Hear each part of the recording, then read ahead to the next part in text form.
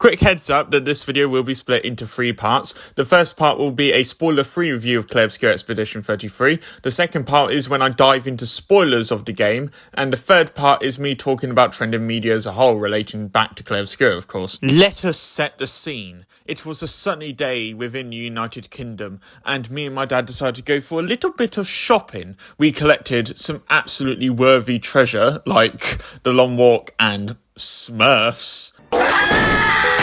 And then I noticed a certain video game that randomly piqued my interest. Clair Obscur Expedition 33 was sitting on the shelf.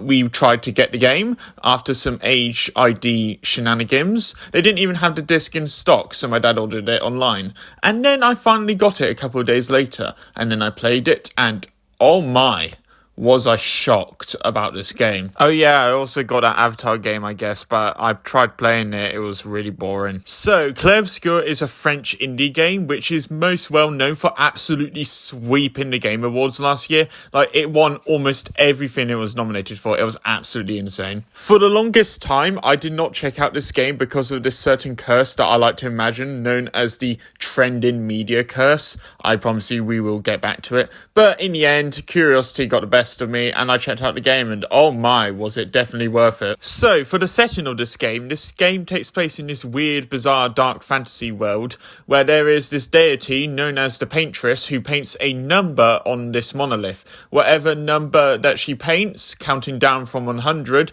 anyone who's that same age or older just withers away and dies, which sets up a very unique and interesting premise for this game. Continuing on to the basic synopsis, and then the town of Lumiere, which is where you begin the game, there is like these expeditions of teams corresponding to the number that the Paintress paints, which set out to try and kill her so that she can never paint death again. Paint, everything seems to be paint in this world, and I absolutely love the fact that everything is like painted and themed around art and painting. I will not dive into spoilers in this section, but everything does involve painting a lot. In weird ways, and many weird ways, and you really get to see in the environments of this game. Like, this game feels really natural. It feels like somebody's painted all over it, and it's like a massive canvas come to life. It is absolutely gorgeous looking at some of these environments. I mean, the gameplay here is of flying waters.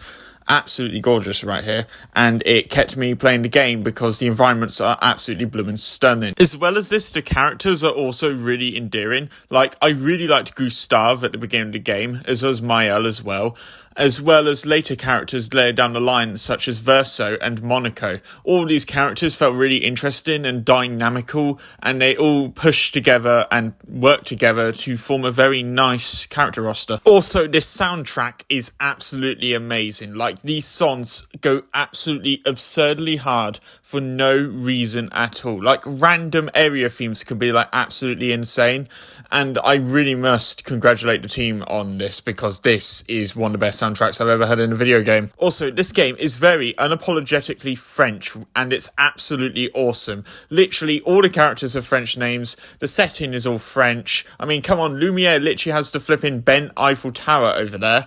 It is so unapologetically French, and it makes for such a fresh, unique setting. And the battle system. Well, you can tell this battle system was inspired by Persona. I mean, come on, look at these images back to back. They're literally the same picture.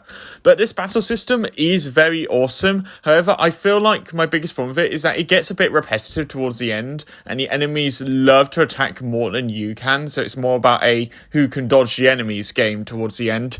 But yeah, this battle system can be absolutely satisfying if you manage to get it right, and it allows for so many unique and cool things. Okay, that's all I have to say about this game without getting into spoilers. My quick rating for this game before I get into the said spoilers is a 9 out of 10. This game is amazing, just a couple of flaws. Right, okay, we're going into spoilers now, so click on the timestamp on the screen right now to skip the spoilers and head to the next section of the video.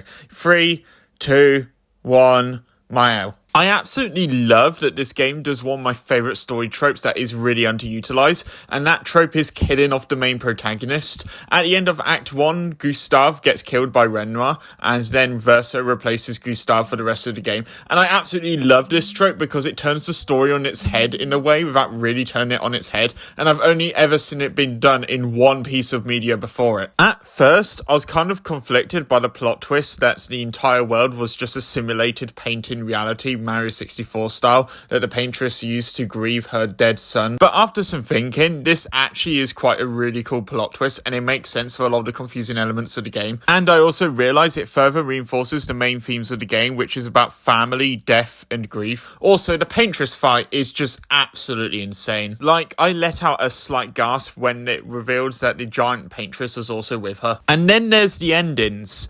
Okay, so I decided to go with the Verso ending because Verso, my man. And man, I thought I made a really bad choice with that ending because that ending is really damn bittersweet. But then I looked at Mael's ending and oh,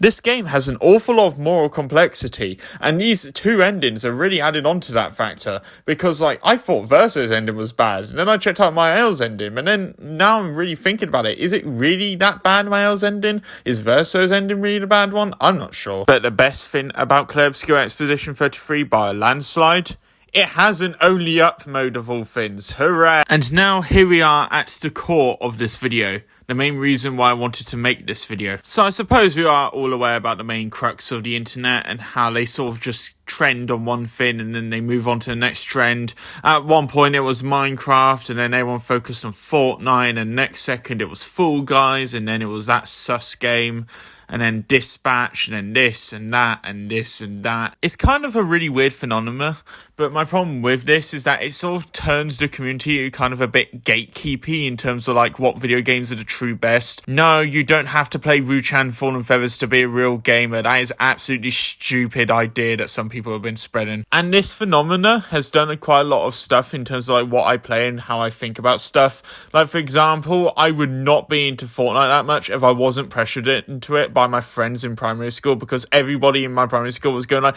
no, Minecraft sucks, Fortnite is better, during the Fortnite trend of 2018. And still to this day, I question whether I should have listened to my friends at school and not have given in to the peer pressure, because I could have been a very different person now if I didn't play Fortnite. And then there's certain parts of the gaming community and how they perceive stuff like Dark Souls and Elden Ring and perceive it as like the greatest game of all time, and punching down on every other game that is not a hard for the sake of hard dark fantasy dodge at the last second game. Now, I'm probably in the wrong here, and I just haven't played these games, and I'm just a sort of tourist who just hates them just because it looks dark and gritty.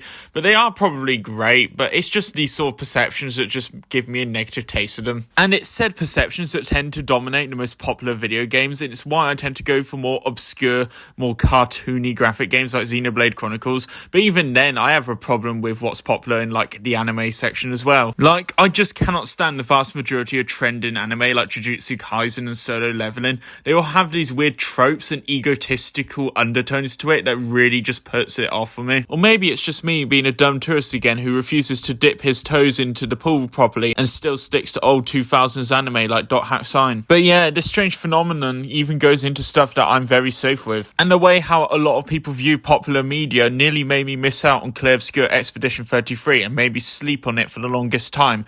And I'm very glad I decided to check it out in the end, because I am missing on some really good shit. But yeah, in the future, I'm not really going to let like toxicity sort of decide on what is good and what is bad, really. I'm going to just see for myself and see how good it is, really. So that's all I really want to say for this video. Next week, prepare for a new Star Wars video, and during April, prepare for my video on Zenless Zone Zero.